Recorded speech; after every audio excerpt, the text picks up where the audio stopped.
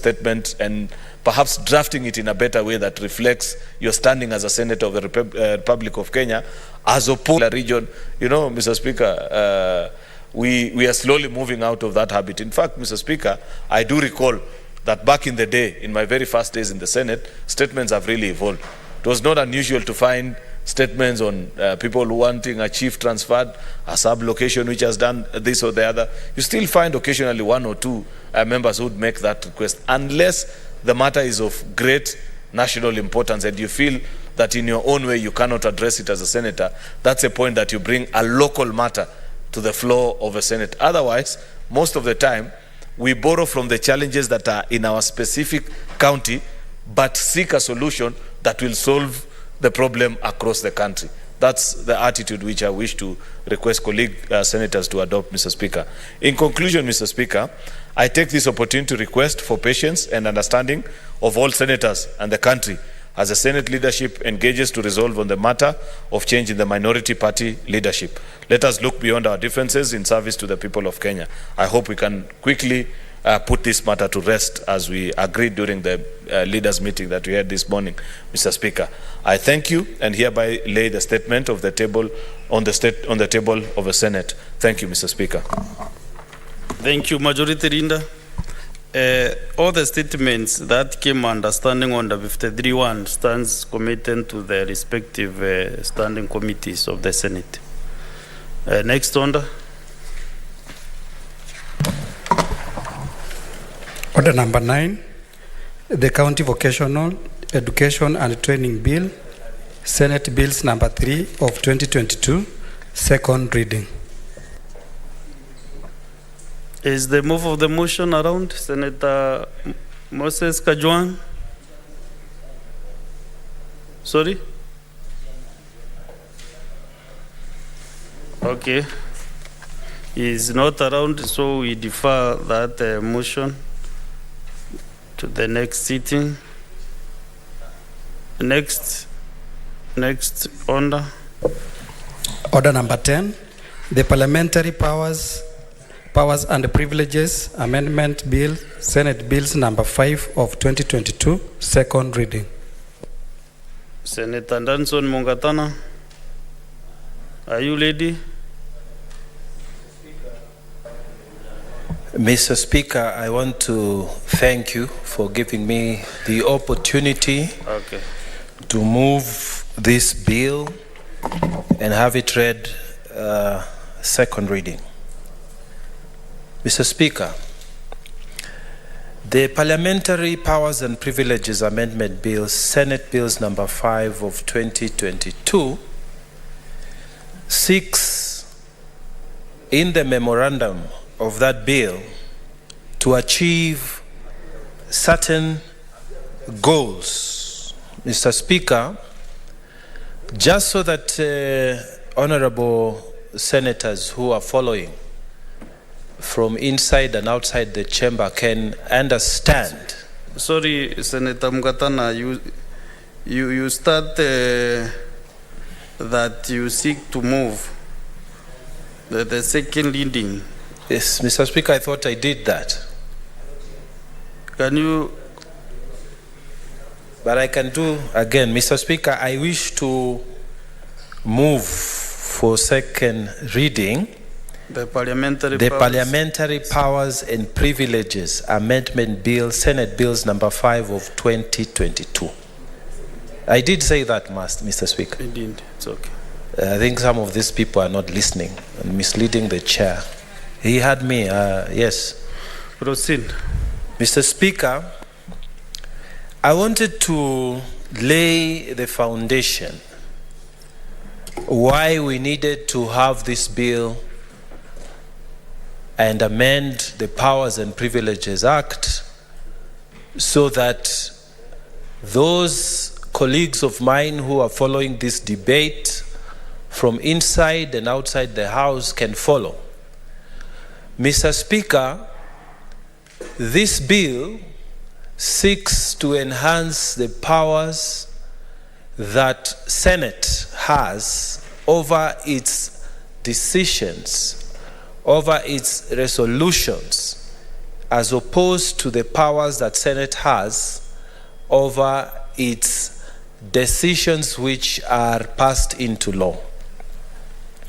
Mr. Speaker, all the Constitution, what has been happening with all bills, we do a first reading, we then do a second reading, we do a third reading, and then, Mr. Speaker, it is taken to the President and it becomes law. Once it is assented by the President, civil servants, members of the executive, they all take this attitude, Mr. Speaker, that a law is a law and it is binding. So a law always has consequences. If you don't do this, then this will happen to you. If you are a member of the executive or you are a civil servant that supports the execution of the laws that we have passed in this Senate, ordinarily, Mr. Speaker, they have a fear of the compulsion of the law that we pass here. Mr. Speaker, when we come to decisions of this House through motions, Mr. Speaker, as opposed to decisions of this House through bills, the attitude is different.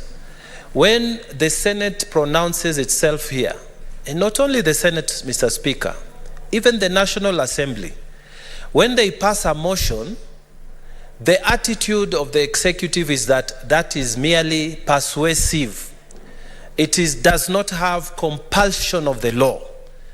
So what has happened is, senators here, Mr. Speaker, they debate, they come to an agreement as a House that this is the decision, this is the resolution of the House.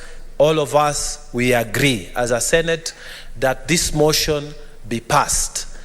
But Mr. Speaker, after that, the process that happens is that the clerk of the Senate would ordinarily then write to the relevant department of the government to inform them that there is a decision by the Senate, there is a resolution by the Senate that this and this be done as far as a motion is concerned. So, Mr. Speaker, there are various motions that we have passed, and I have also moved a motion here in this House, in this session, and we've been able to pass it. The clerk has followed up with the necessary action. But, Mr. Speaker, the attitude of the civil service, the attitude of the executive has been and continues to be that if it is a motion that is passed by the House, it is not compulsory to follow it. It's a persuasion, maybe a strong persuasion. So, Mr. Speaker, what this bill seeks to change is that attitude. Mr. Speaker, I've had the fortune of serving in the executive, and I know from experience what I'm talking about. That when Parliament has passed a law and it has been assented by the President, we take it very seriously. We used to take it very seriously, and that attitude continues. But, Mr. Speaker, when Parliament passes a motion, we merely note it and say that it's a strong persuasion from the floor of the House, but it has no compulsion, it has no binding power. So, Mr. Speaker, this bill seeks to change by introducing a law that will make it now compulsory for members of the executive and generally civil service that, Mr. Speaker, when a resolution of the House is passed here, then it must be implemented. Mr. Speaker, we have created a mechanism under this bill of timely feedback on the resolutions that are passed by this House. Mr. Speaker, the clerk of the Senate is now required, when we make this to be law, when we pass this to be law, to write to the relevant government department within a time limit of 7 days to inform them that the House has passed this resolution, and it is upon these government officers to execute that resolution. Mr. Speaker, this bill, it therefore creates a timely feedback mechanisms for the resolution of Parliament or of the Senate when we pass it here. Mr. Speaker, then what happens? The person, the office of the clerk, will identify somebody in this bill who is named as a responsible officer. That responsible officer will be required to take action on the resolution that has been passed by this Senate within 60 days. Mr. Speaker, you can see that this bill is good because it is enhancing the role of the Senate. It is enhancing what Senate can do. It is also creating consequences for those who will fail to carry out and execute the resolutions of the House through motions. Mr. Speaker, what is the consequence of a responsible officer who fails to effect the resolutions? Mr. Speaker, normally what has been happening is that we have been condemning, we have been taking a dim light view of those people who are supposed to give effect to resolutions of this House. But Mr. Speaker, if it is a motion and there are no consequences, what happens is beyond the condemnations that we make, it just lapses into no effect. So Mr. Speaker, this bill is trying to correct that, is trying to correct and to therefore make effective the resolutions of this House. It is trying to fight for our space within the power structure so that instead of bringing a bill, and everybody knows how these processes of a bill are, they are long. You have to have a first reading. Mr. Speaker, you have to go and face the committee. You have to explain to them. The committee then will have 60 days to do a report, and then they will have to table the report. Mr. Speaker, then you have to move the bill, and then that bill will have to be debated, Mr. Speaker. When that bill is debated, it has to come back again for third reading, Mr. Speaker, and amendments are brought. So it's a long process. But sometimes it is so urgent to have a resolution of this House, and we cannot take that long when we are doing a motion. A motion will be speaking to an issue, a specific issue, and once the House has resolved that issue, then it will be now mandatory within the time limitations that we have created in this bill to make sure that that bill is given effect. Now, the attitude that, oh, that's just a motion by the House, that is just a persuasion, will come to an end. Responsible officers will face consequences, Mr. Speaker. Mr. Speaker, what are the consequences that we are proposing in this bill? The consequences are that if a resolution of this House has been made, and we have said, for example, I have seen a bill here for provision for institution of measures to curb incessant high electricity costs, which is pending, that is being brought by the Honorable Senator Chute. Mr. Speaker, once we pass this bill, and this law now is effective, it will mean that the responsible officers will have to effect what the resolution of this House is saying. And they have 60 days to do that.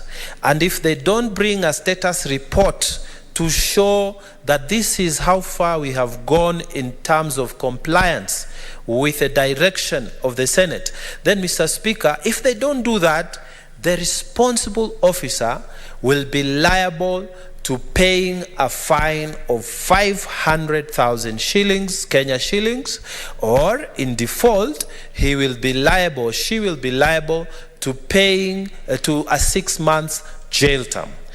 So, Mr. Speaker, this bill, Mr. Speaker, is as short as that.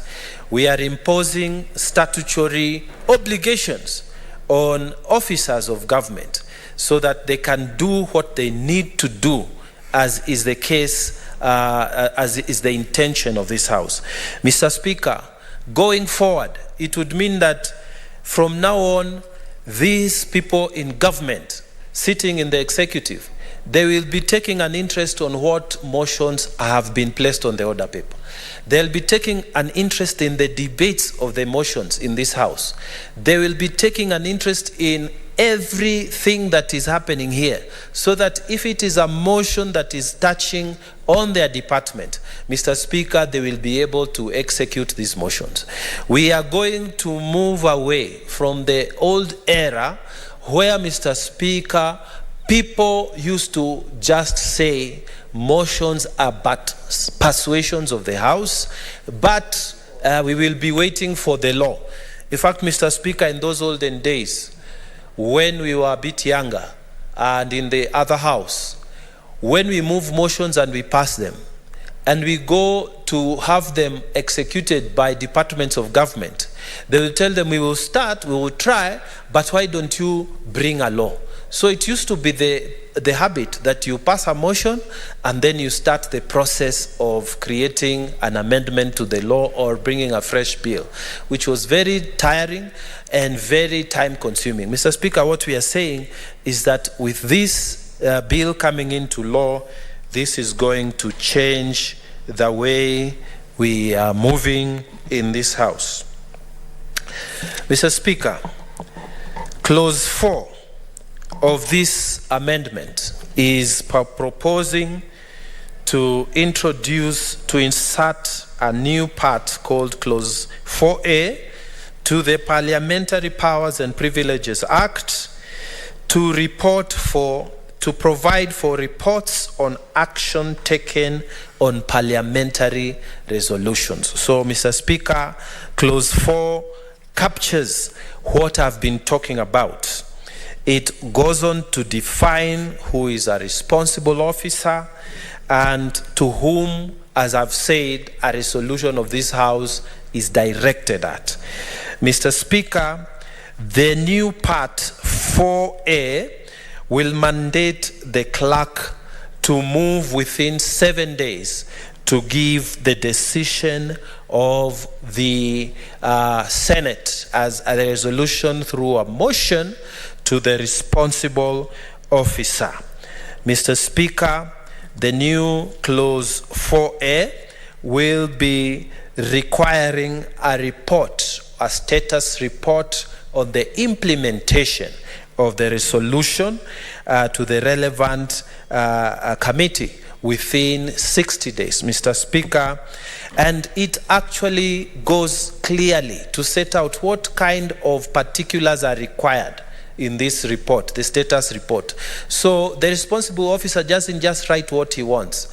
He will be required within the arms of this law that I am proposing, Mr. Speaker, to state clearly all the information that we have sought and to state clearly the way that they have implemented, to state clearly the measures they have taken.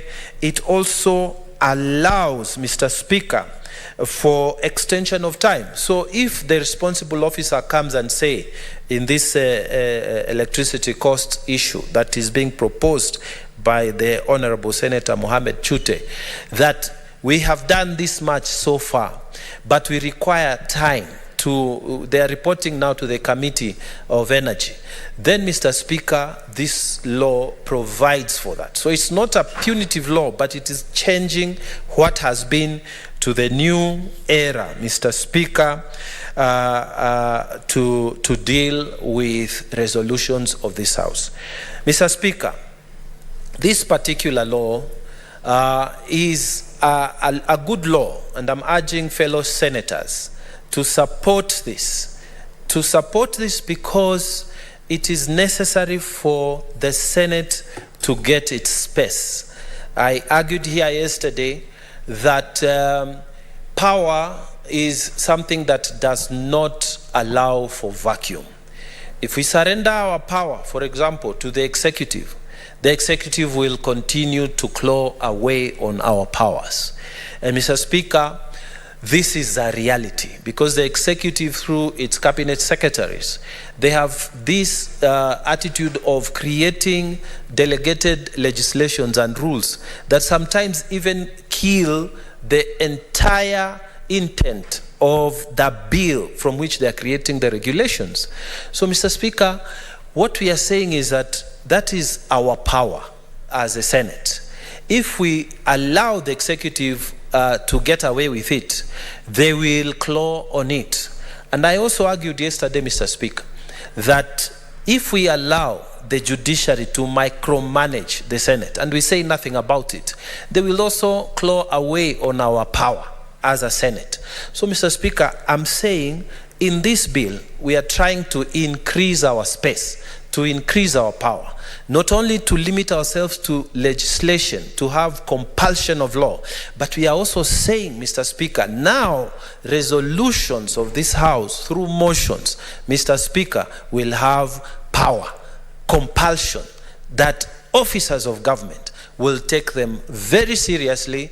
And Mr. Speaker, I believe that this is good for the Senate, and I urge my colleagues who are listening and following inside and out to support this bill so that we can increase our space, we can increase the effectiveness of this Senate as we continue to execute our mandate elected by the people to come and do it here.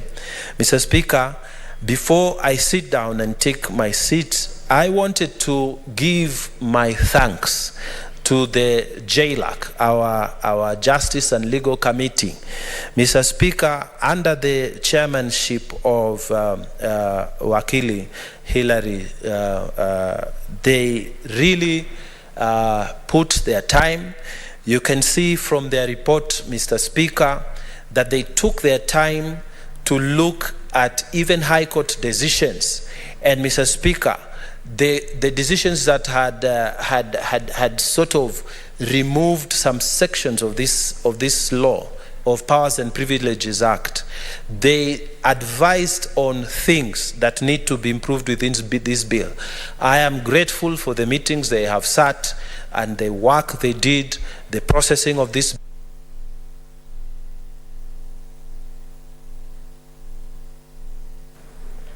I'm losing my mic. So, Mr. Speaker, I want to give thanks to the committee, the JLAC committee, the Justice and Legal Committee, for the work they did.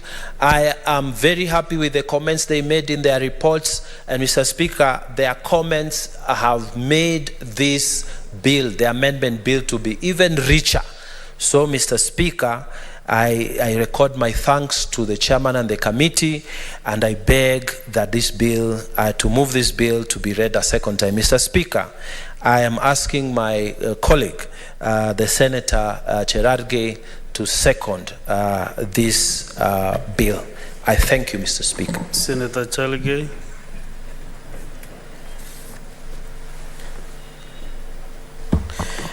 Thank you, Mr. Speaker. From the onset, I want to congratulate Senator Danson Munkatana for this wonderful bill.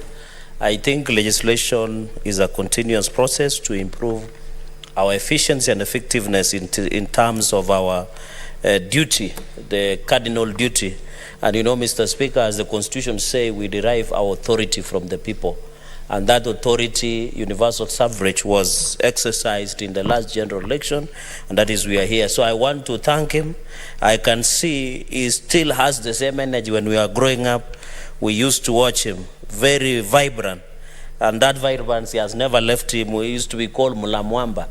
I don't know, Mr. Speaker, whether he still eats crocodiles, but maybe he can tell us in camera when we are in your office having tea. Did you say Mura?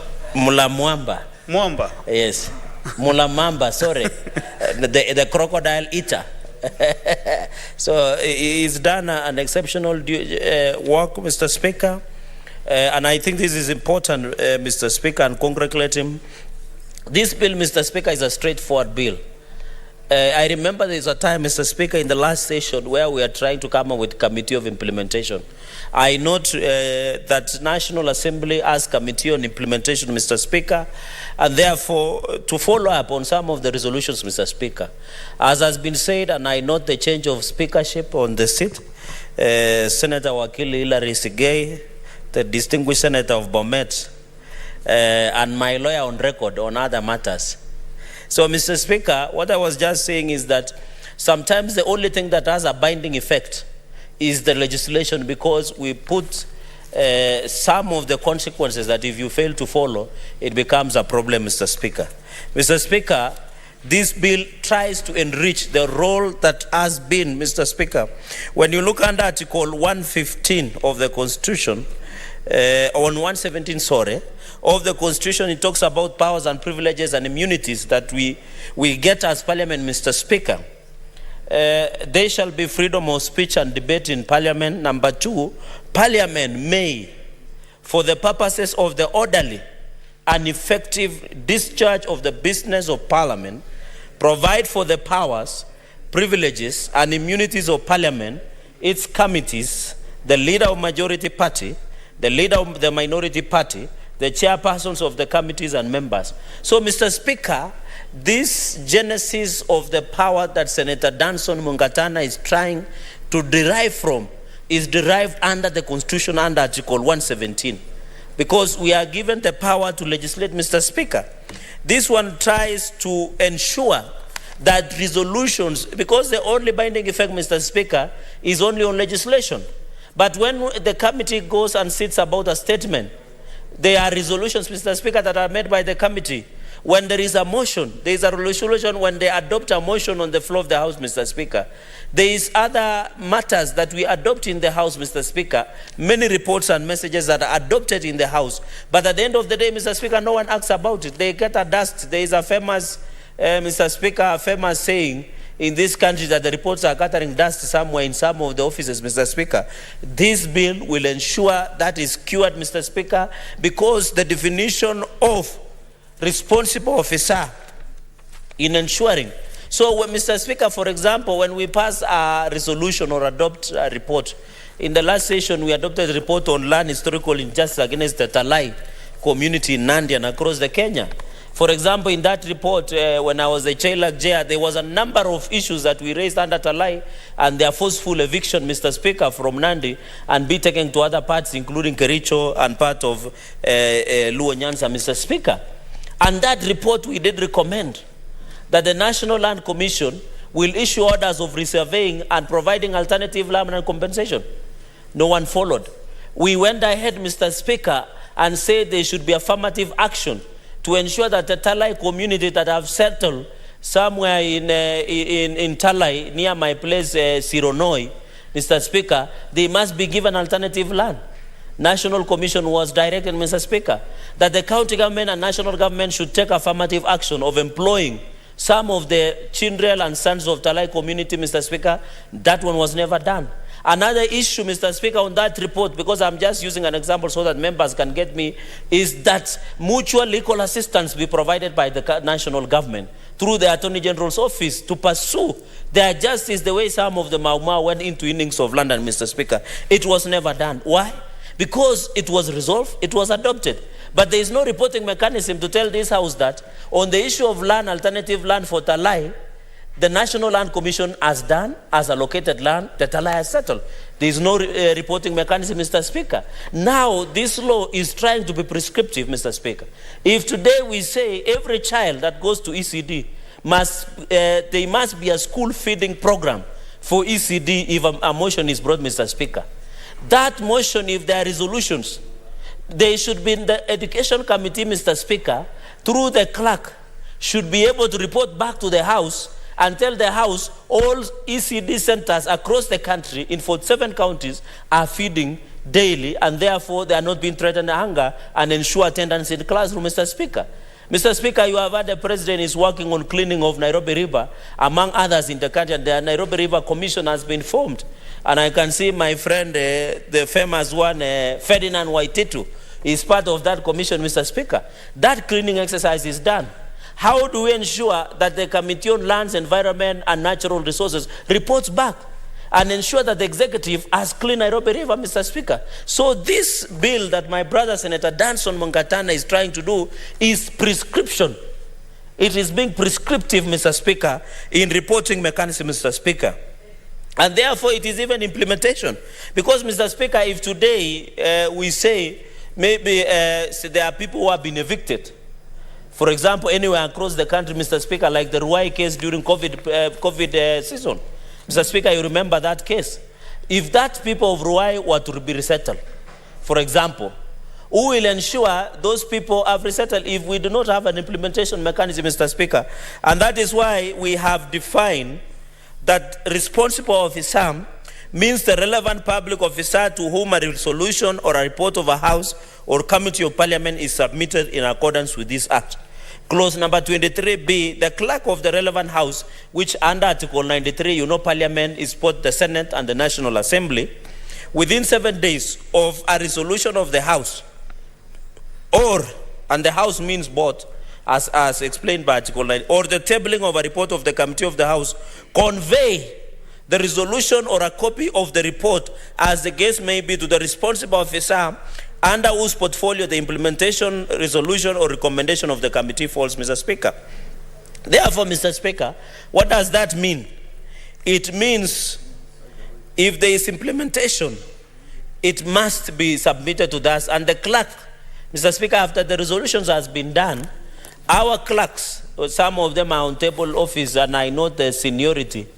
Some of them have been with us for long. I can see the others who are new, Mr. Speaker, and they are learning the ropes. Mr. Speaker, when we resolve, we give it to the clerks to transmit.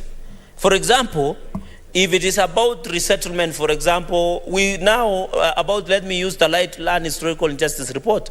We adopt, and then we transmit to the AG a copy. We transmit to the National Land Commission a copy.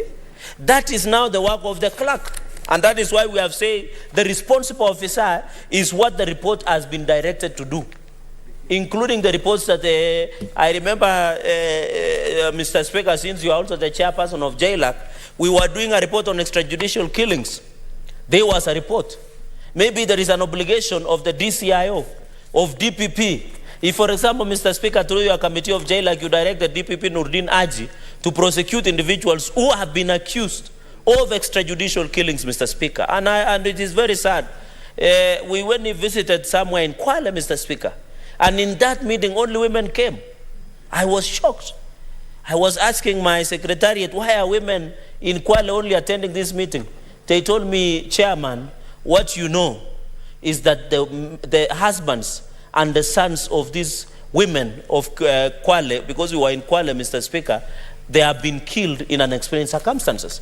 So if we have to, for example, another issue I wanted to give so that colleagues can get what we are driving at, is the issue of a collapse of Solai Dam, where many Kenyans were killed. And millions of liters travel a number of kilometers, Mr. Speaker, and many homes were swept away.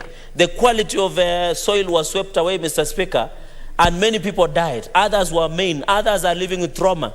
And at that time when we were investigating, Mr. Speaker, and our chief, I don't want to give, was it called Chief Kiragu, decided to sign an indemnity form from some individuals so that they don't move to court. It is after this committee that intervened that the people of Solai, Mr. Speaker, and through my committee then, that the perpetrators of criminal negligence that caused the collapse Solai Dam in Nakuru County, Mr. Speaker, were prosecuted by DPP because they were trying to negotiate out of court, yet there was a criminal liability on that matter, Mr. Speaker. Even up to today, I remember we visited them, Mr. Speaker. There is no mechanism of ensuring that the people who suffered, either they lost their families in Solai Dam tragedy, whether they were given land, whether there was land reclamation, Mr. Speaker. Because, Mr. Speaker, at that time, a lot of topsoil was swept. What does that mean? Most of the land around Solai is now barren. Our orders was that there must be land restoration and reclamation in that area. Number two, there was also that that company must provide education scholarship for the children that lost their parents. There were also some compensation for the families that lost their loved ones. There were also building of houses by Kenya Red Cross, Mr. Speaker, and the government and compensation. No one is doing follow-up. If we pass this law, my brothers, my colleagues, sisters and brothers on the floor of the House, we would have told Kenyans, and you know, Mr. Speaker, we are politicians. You go, well, yes, we passed. For example, my Talai people normally ask me that thing, what happened? You pass, how do you follow it is implemented? So to ensure, we also ensure we deliver. Because when you go back to Talai, Mr. Speaker, and tell them, I have given you land, and there's a reporting mechanisms, they will appreciate the fact that the parliament is doing, Mr. Speaker. I can see my friends, yesterday the issue of CBC came, and I saw it was in headline in some of the newspapers. The headlines were like, stop CBC if you cannot fix it. So there was a resolution by National Assembly discussing CBC. Is there a mechanism of following up with government to ensure that the resolutions that were made by the National Assembly were followed, Mr. Speaker? So we must, in all essence, what we mean in upshot, Mr. Speaker, is to ensure there is reporting mechanisms in terms of it, Mr. Speaker.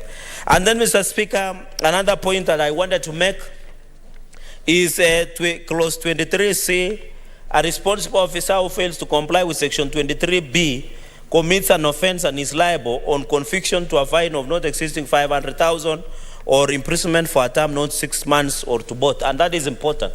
So, for example, Mr. Speaker, if today I had Sex for Work that was broadcast by BBC, and it is a dark story in Kericho, where allegations are facing James Findlay and a number of multinational tea estates in Kericho County. And I think it is a rampant issue within estates across the country, including Nandi and Bomet, and even here in Mount Kenya, Mr. Speaker. The Committee of JLAC, again, because as human rights issue is sexual offense and sexual violence, can order that the DPP prosecutes the alleged perpetrators of sex for work in that issue of Kericho James Findlay, Mr. Speaker. But the question is, how will JLAC and Parliament track that those alleged individuals and perpetrators are taken to face the full force of the law? It is hard because we don't have a reporting mechanisms. We don't have an obligation. And if today you order DPP, and you know, I normally see people are alleging that DPP is leaving individuals who are alleged of corruption, and my brothers in Azimio and Kenya lands normally allude to that fact. The Constitution is very clear. In as much as the DPP on its own motion can start investigations, Mr. Speaker, it does not take the power of Parliament, because it says Parliament can summon or invite anyone, Mr. Speaker. If today we direct DPP as a Parliament or as a Senate to arrest perpetrators of sex for work in the alleged scandal of James Findlay, and where women have been affected by that issue, Mr. Speaker, if the DPP declines to follow the order, what happens? The law is very clear. He is taking personal responsibility of that officer. And even when you see at powers and privileges, Mr. Speaker, when we summon a witness, like I'm not saying Senator Amida is a witness, but if our witness fails to show up, the law provides that we fine from their own money 500,000 or under punitive. And in fact, it's specific that the IG must look for that witness and bring that witness before the House, Mr. Speaker. So what we are just saying, Mr. Speaker, in a nutshell is that we are now neat. We want neatness. We don't want when we go to wananchi, we tell them, hiyo kitu tulipitisha bunge tu. So, Mr. Speaker, so I think this is important, but now I will be, when we will discuss with the mover of the motion, Senator Mungatana, we increase, because you cannot, you know, Mr. Speaker, you cannot fine a CS 500,000. That's like chicken change, Mr. Speaker. We need to make it punitive, even up to 5 million. We need to enhance, even up to 3 years, and even include another punitive that if you fail, Mr. Speaker, if you are a CS, for example, we've passed a vote of no confidence. The motion is brought. This should form part of the serious, because this is, you are defying the House, Mr. Speaker. And the status of the House of Parliament is the High Court. You are defying an order of the court, Mr. Speaker. And you and me know the consequences of defying a court order, Mr. Speaker.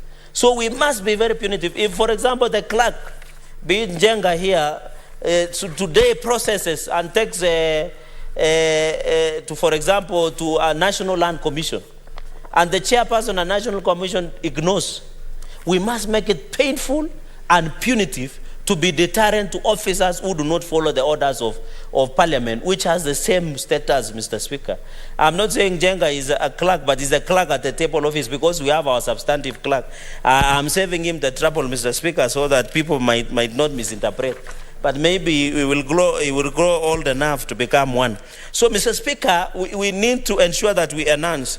Finally, Mr. Speaker, so we need to enhance the money and ensure that exceed 6 months, for example, Mr. Speaker, at least we enhance. And then finally, where a response is sought on the implementation of more than one resolution, the relevant speaker might direct that the responsible officer submits a single report on the status of implementation of those resolutions. And that means just progress report. And you remember the president also had an obligation of tabling some of the reports before the House during SONA or State of the Nation address.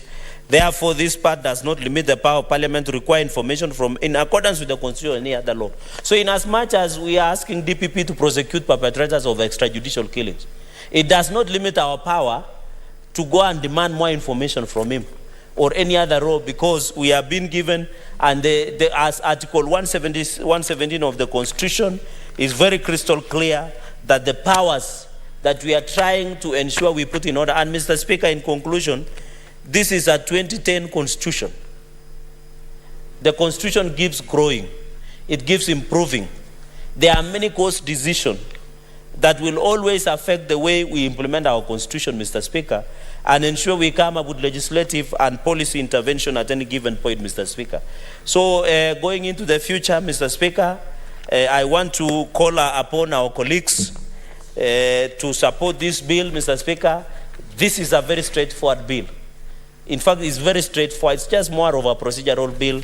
I hope our brothers and sisters in the National Assembly will not be in any way introduce the issue of money bill. And I remember we went to Supreme Court on the issue of money bill. I don't see anything why the National Assembly should delay our bill. And in fact, in my proposal, Mr. Speaker, when we appeared before Milimani High Court, before Justice Weldon Korir, during my tenure, when I used to serve in your chair, one of the things we sought was signing of a concurrent certificate by all speakers, the Speaker of the Senate and the Speaker of the National Assembly. You know, Senate is the upper house. I hope everybody is aware of that. So we need them to sign a concurrent certificate to show that the bill has been passed by both houses. And by the way, in future, Mr. Speaker, and you sit in Senate Business Committee, you should even request the President that when they are sending to any bill of Parliament, it should be attached with a concurrent certificate from both houses, so that we run away from the ugly scenes that we saw in the last session, where we are saying we have passed the bill, National Assembly have passed alone, and they have taken for assent without the concurrence of both houses, Mr. Speaker.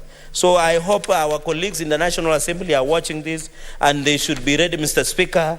Mr. Speaker, you know, I heard a lot. I would have even submitted for the next 3 hours.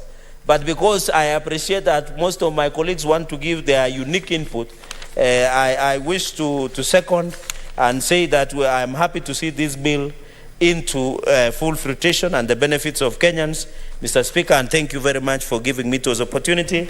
Congratulate on my brother. I think so that, Mr. Speaker, you know, hunting down a crocodile is illegal in Kenya under KWS. So the only gift I look for him is maybe a cow, Mr. Speaker, because that's respect in our culture. Thank you very much, and congratulations, Senator Danson Mungatana.